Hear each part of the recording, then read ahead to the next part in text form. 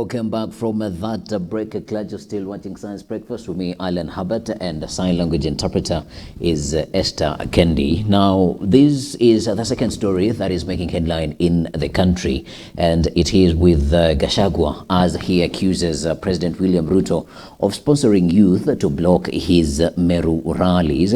And former Deputy President Rigathi Gachagua now accuses his former boss, President William Ruto, of sponsoring youth in Meru to ensure he and his allies do not address rallies over the weekend. Speaking in a church service in Ruarera, Meru County, alongside allies of his Democracy for the Citizens Party, Gachagua claimed Ruto used his deputy Kithure Kindiki to mobilize youth to stop Gachagua's just concluded Meru tour. Here is the former deputy president speaking in Meru.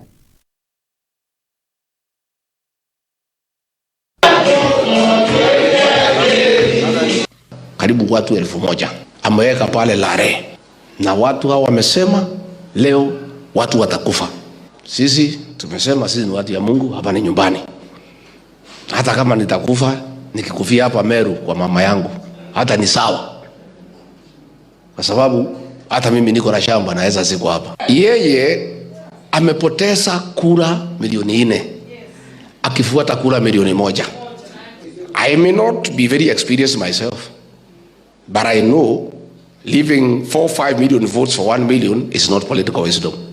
It cannot be political wisdom. Ulituma ati askari kupigana na goons. Wewe mwenyewe nchi yako umeweka goons ndio wanaumiza watu. Ndio tumeanza kuona hii Haiti haikuwa genuine. Ilikuwa ni benchmarking on how to create criminal gangs. Polisi, hakikisheni kwamba mumepeana security ya kutosha, watu wafanye peaceful demonstration. Hatutaki mtumie goons, because sasa hiyo ndio imekuwa tabia yenu. Mnatumia goons na serikali inawasindikiza. Ningependa mupatie vijana wa Kenya heshima, waweze omboleza wenzao, waweze kumbuka wale wenzao. That former DP has used that Haiti wasn't real, but Haiti was a benchmark to see how to bring goons into helping the government to deter protesters from protesting. What do you make of that statement? And there is also the part that he has said, how does one leave 4 million votes to go follow 1 million votes? Yeah, first of all, even before we go to that detail, there's something that is very interesting about the former president, the deputy president, yeah, Gachagua. You know, Gachagua is someone who was underestimated by both friends and foe. I remember when we were campaigning for Azimio, then we were asking ourselves, between Kindiki, Ndindi Nyoro, and Gachagua, whom would we prefer Ruto to pick to give us a better chance? Because normally, if you are going to meet a team, you might even want to select the players for your opponent so that you can win easily. Yeah.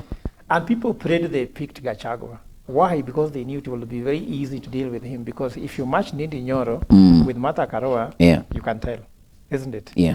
If you match Kindiki with Martha Karua, you could tell. Yeah. But they would just feel that Martha Karua and Gachagua, Martha Karua will be able to show off Gachagua, but it didn't happen. Yeah. Remember in the debate, Gachagua came out a little bit more polished, yeah. Yeah, polished, isn't it? Even people are saying that Gachagua was prepped. Did you not hear that Gachagua was prepped and people were sending him responses? Yeah. Now look, who is giving him these responses? Is there somebody prepping him for all these rallies? Absolutely none. Who prepared him for the high cousins? Who prepped him for all these very trending things one time? Yeah. So now look at what he says. Let's go to 4-5 million for 1 million. Yeah. The reason why Gachagua is determined and he's saying that Ruto must be a one-term president is this. He says he has no political wisdom. That if you are leaving 4-5 million votes, going for 1 million vote, which means leaving Mount Kenya and going to Luo Nyanza, it is clearly that you are a one-term president. Yeah. And I've also done the same arithmetic, and I believe that these numbers don't lie. Remember, Alan, that we have around 37 polling stations. Over 40% of the polling stations sits in Mount Kenya. Even if he want to rig, because what I hear people saying that Ruto don't have the numbers, but he will rig. Yeah. Do you know that if Ruto goes for an election, get his 1.7 million from Kalenjin, Yeah. and Luos for sure I won't vote for him, but let's even assume they vote. You say that with a lot of certainty. Yeah, because I come from there. Yeah. But let's assume they do. Ruto can get only 3.5 million votes. Isn't Yeah. it? Yeah. If you can get only 3.5 million votes without Mount Kenya, Yeah. and you left 4 million in Mount Kenya or 5 million intact in Mount Kenya, what are you doing really? So it's very obvious that maybe Ruto does not know where the numbers are, because last time Ruto had some advantage. Raila, when we did analysis and found that Raila painted the country blue. There was a blue wave in the country. Yeah. Geographically. Yeah. But yellow fever was numerical. The areas where Raila was winning, Yeah. they were bigger geographical coverage. That's why Raila thought he won the election. Yeah. But they were where there was low voter turnout, isn't it? And also there was low voter registration. So those were Raila wins. And Raila won Ruto in small margins where he won. Yeah. But Ruto won with larger margins Where he won. Yeah. In his areas, there was, first of all, high voter turnout, and secondly, there was high voter registration, Yeah. and then thirdly, he won by margin. So in spite of the fact that there was a blue wave, Because you could see the maps that there was The more map blue was than blue. than yellow. but the yellow fever numerically ate up, because you needed just, after Ruto wins somewhere in one county, Yeah. Raila needed 3 counties to recover catch from up. one county. Yeah. And from one constituency, he needed 4 constituencies to recover. The margin was very wide. And where Raila won, Ruto needed just half of another county where he wins to match up. to match up. So Yeah. it was very clear. So Gachagua is looking at this number. Remember, he was a DO. He knows how numbers work, and he says, like, excuse me, this cannot work. So then you ask yourself, who really made Ruto win the election? What was the contribution of Gachagua to Ruto's win? And maybe Gachagua was numerically very, very clear on how they can turn out the numbers they got. Of course, there could be chances of rigging here and there, but I'm saying generally that there was you have to have some numbers to be rigged. Yeah. You know, you cannot have 0 numbers like And now. then rig. If you put Alan Herbert in the ballot, even if we rig for you, you can't win. You understand? You need to start somewhere. So one time call is simply saying that Ruto has nowhere to start, and therefore he can't really match up. The second statement he says there was the fact that Gachagua knows how to get sympathy. Remember, Gachagua was not people's favorite. Yeah. I told you Azimio didn't want him, and then Ruto thought that he was actually not contributing anything. Actually, he was useless. Or they even thought that he was the one creating the problems and the hatred that the country was. Remember, when Ruto took office, people started throwing a lot of stones at him. Yeah. And Gachagua's statements trying to defend Ruto was not helping. So they thought that Gachagua was that negative factor that needed to leave So that they can recollect so that themselves. They can bring Kindiki and then consolidate. How come since Gachagua left, they have been on the down low? You get me? And I can say that the plane carrying Kenya Kwanza was a nosedive from the day they took election. And I told Ruto, presidency, Alan, is like a car. Do you know now, if you can go to Mercedes-Benz Center now and remove that paper, immediately you leave the showroom, that car depreciated by $500,000. Yeah. Immediately, after Jagonga Barabara, you have not even parked at home. Yeah. Immediately you make the payments and it is entered under your name. It will be second hand, even before you leave the showroom. Yeah. So a presidency is like that. When people want you, they do everything to get you. Once they have gotten you, now they want you to perform. Yeah. The same thing for a husband. When you go for honeymoon, on your wedding day, you are the best man. Even you have somebody called best man next to you, which if you have a best man next to you, you are a better person than best man. Yeah. But after your wedding, my brother, you have to depreciate. deliver. Even You depreciate, for example, you come from your wedding, you land at the airport, your wife finds out that you didn't arrange for a taxi to take her home. You start calling Uber, isn't it? Then you reach home, you find there's maggots at home because you have been away for 1 week. Yeah. You left some meat rotten at home. You understand? Maybe you arrive home, you find there was no power, they have disconnected power or water. You depreciate, I mean. So I'm trying to say, we depreciate, even a wife does depreciate, because there's a beauty you had at home now. It's not about beauty, it's about, can you perform as a wife? Can you be able to command the kids? Can you keep the house neat? Can you keep your husband smiling? So delivery is the main thing. So with all these things, with or without Gachagua, Kenya Kwanza was in trouble. But now what has happened, Gachagua has left, and what Gachagua is doing what they call God's work for opposition. He's just there revealing every secret. And you know what's happening? Whatever Gachagua says about Ruto, no one in Kenya has got the legitimacy to refute it. Absolutely. Because you are never with them. And I've always had a problem with how Gachagua and what he's saying is taken lightly. Because this is somebody that has been in the same bed, quite literally, with the president. So whatever he tells you, even though it has been exaggerated, but there is truth in what he's saying. No one has got the legitimacy to falsify him. The only person who can falsify him is God. And probably the president himself. No, because the president will have interest. And also the president has been known as a liar. And he has painted him as a liar that no one will believe him. Look at what happened. Let's just go to Meru scene. Ruto was there before, isn't it? Absolutely. What did Ruto say? That wa Meru, Simi natoka Meru. Simini wa Meru. You heard that? Is Ruto from Meru? Absolutely none. He went to Nyeri in Kibaki's burial and said, Muriegaregi, isn't it? So Kikuyu are saying, is this man thinking he's a Kikuyu? You know, he talks to Kikuyus as if he is one of them. He does not want to pass through somebody. You heard what Gachagua said earlier. I am the king of Mount Kenya. To get to Mount Kenya, you must pass through me. Why is he saying that? Of course, people say that is not a good statement, because you should not say that. There the other tribal and all of that. But why he was saying so is because believe that Ruto will come and tell the people that he got it directly. Then look at what again Ruto told the Mount Kenya MPs during the finance bill. Mount Kenya MPs told Ruto, we don't like this bill. Then Ruto told them, you were elected because of me. People didn't trust you. They trusted me to elect you. What was Ruto saying? He's the kingpin on Kenya.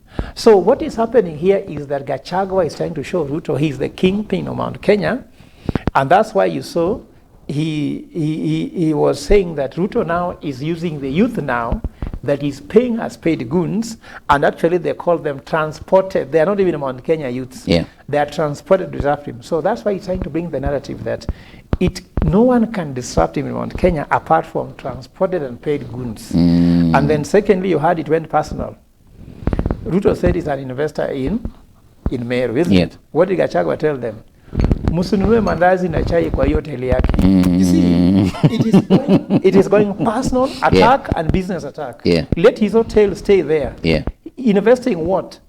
If we don't want to buy your mandazi, how will your hotel run? Because he's telling them, you cannot force us to do business with you. We are not just interested in your money. We're interested to work with you as a fellow Kenyan. And of course, the president also is right on one day by saying, I am a Kenyan. I can invest anywhere I want. I can also build a home where I want, isn't it? I can also retire where I want. That is okay, isn't it? But that is not the way. You can't tell me you have a right to live with me. You have a right to marry, but you don't have a right to marry Josephine, isn't it? You must ask Josephine to accept you for marriage. You cannot say because you have a right to marry, so you must marry Josephine. Josephine has to accept. So the president has got a right to be in Meru. But Meru have to accept him. There is something here that he's forgetting. Alan, there's a difference between legal license and social license. Legal license is that legally you can live anywhere, isn't it? But socially you must be accepted. You understand? Like for example, I'm a black person. You're also black, isn't it? Do you know if you go to the US, there are some parts of the US they won't accept blacks. Blacks don't say very nicely. For example, Washington, D.C., you go to New York, it's more cosmopolitan. No one really cares, isn't it? But there are some parts... When you go deep down in Kentucky... and Kentucky, you go to... then Your skin becomes very important. Your accent becomes very important. Your ways of things become important. So you have a right to live anywhere, but you have no right to be happy everywhere. Because you can live somewhere, but you're not happy. Yeah. So the president has to really look and say, why are people rejecting him? Let him not attack Gachagua. Why are people saying one term? Remember, Mount Kenya gave him 3.7 million votes, isn't it? How comes it has become impossible? It has. We used to go there to campaign for Azimio. They were telling us, they were just looking at us as passers-by. You know, Mount Kenya people are very diplomatic, eh? Yeah. They don't fight you. For Mount Kenya to start fighting you, you must have crossed the red line. Yeah. And the president crossed so many of them, impeaching their son. That's Gachagua. Whether Gachagua was bad or no, that is their son. And they must protect him. Secondly, he's telling Mount Kenya that he's doing the projects and taking them somewhere. The promises he made to Mount Kenya do not even care about they have a presidential candidate. Mount Kenya cares about one, their interests. They want to do business, isn't it? Taxation. The business environment is not working. The president is in all businesses. Actually, the president is the one manufacturing steel with Delphi, isn't it? Yeah, absolutely. He's doing iron sheet. He's doing cement. He's manufacturing fertilizer. He's the one who owns all motorcycles, the electric motorcycles, the ones which were about the issue of empowering young people. Yeah. It is him. Like now I have motorcycle people crying how they are being, motorcycle are being taken after they are paid for some money. So why should we have a president who thinks that being a president give him privileges to become a businessman rather than to be head of state to give the business environment opportunity to do business? The president is interfering with professionals. Like now he's plucking all good professionals and replacing with the cronies. Yeah. How can Farouk Kibet become your advisor? Let me tell you what I learned. If you are a minister of education, then you hear that you have to convince Farouk Kibet for you to do a spend. For you to do anything you want to do. Do you know why some of us don't even know who is a PS in which ministry? Because they are not working. Farouk Kibet is the one doing all these things. And that's what Gachagua said. He said this thing in Emali. Someone who has taken a class 4 and a class 6 as his advisors, can you work with him? You can't. You understand? So Gachagua knows Ruto in and out. And that's why they said, when a devil leaves you, isn't it? When they come back, they bring more. And when they bring more, you are more in danger. That's what Ruto is facing at the moment. Yeah. Interesting. I want us to take another quick break, and when we come back, I want us to come back with some of the stories that are making headlines in the dailies, including the betrayers of Gen Z. Before we started the show, you said that the people who are pictured in the Standard this morning, none of them betrayed the Gen Z. That will be a very interesting conversation to have this morning. So keep it signs. If you have any comments, kindly share them through our social media, and the numbers are also on your screen for SMS and WhatsApping us. We are with Professor Fred Ogola, and we are dissecting what is happening politically in the country this morning. Keep it signs, and we'll be back after the break.